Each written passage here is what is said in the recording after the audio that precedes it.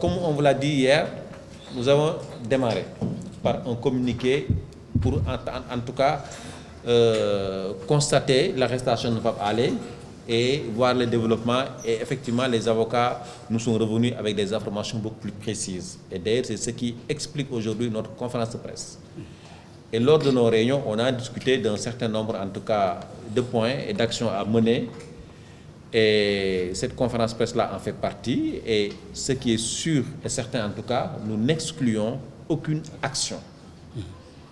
Nous n'excluons aucune action. Si on doit faire organiser des marches, des sit-ins, et si également aussi on doit même sur le plan international faire, comment dirais-je, des actions d'éclat, on le fera. Mais retenez pour le moment que nous sommes en train de finaliser ce plan d'action et que rien du tout n'est exclu et que en fait tout ce qu'on avait fait pour libérer Madiambal, on est prêt à faire même plus pour ça.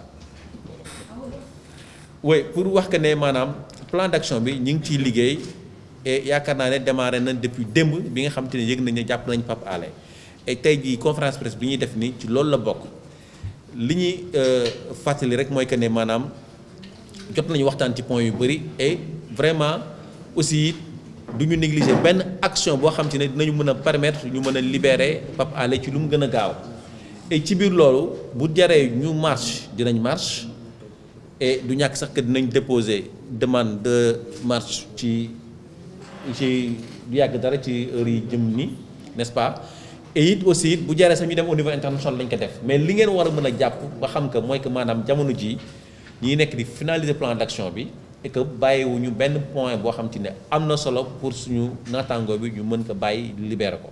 C'est pour ça en fait que nous nous mobilisons et nous demandons à tous les confrères, à toutes les consoeurs, aux techniciens des médias, aux défenseurs en tout cas des libertés de se préparer pour vraiment qu'on fasse tout pour que Pape Alé soit libéré.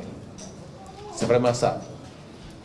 Et si vous voyez, depuis hier, nous avons une posture très responsable. Parce que nous ne sommes pas des va-t-en-guerre, nous ne cherchons pas à mettre de l'huile dans le feu. Nous, ce qui nous intéresse, c'est que notre confrère, qui est actuellement dans les liens de la détention, soit libéré. Et s'il est libéré, nous, on poursuit notre plan d'action qui est de travailler pour une presse professionnelle, libre et responsable. Donc c'est ça. Et nous comprenons en tout cas que si Pape Alé passe, s'il est emprisonné, et que personne ne fait rien pour arrêter cela, demain, nous tous nous sommes en source. Nous tous. Donc c'est pour ça quand même qu'on ne peut pas quand même laisser passer cela. Voilà. Maintenant, pour ce qui est de l'autre question, s'il bénéficie d'un retour de parquet, on ne peut pas présager en fait de ce qui va se passer. Actuellement là, il est placé en garde à vue. Il sera déféré, il ne sera pas déféré, mais ce qui est sûr et certain, nous avons notre plan d'action que nous allons mettre en branle pour obtenir sa libération. Et nous n'excluons pas également aussi de mener des négociations pour qu'il soit libéré. Parce que nous, ce qui nous importe, c'est qu'il soit libéré. Si maintenant tout ça ne marche pas, mais on met en branle notre plan d'action. Et comme on vous a dit, on n'écarte rien du tout. Que ce soit journée sans presse, que ce soit, disons, marche sitting, tout ce qu'il faut pour qu'en tout cas Pape Alé soit libéré. Parce qu'il est incarcéré pour des délits de presse et il n'est pas quand même question que le Sénégal retourne à des années-lumière en arrière. Ce n'est pas possible.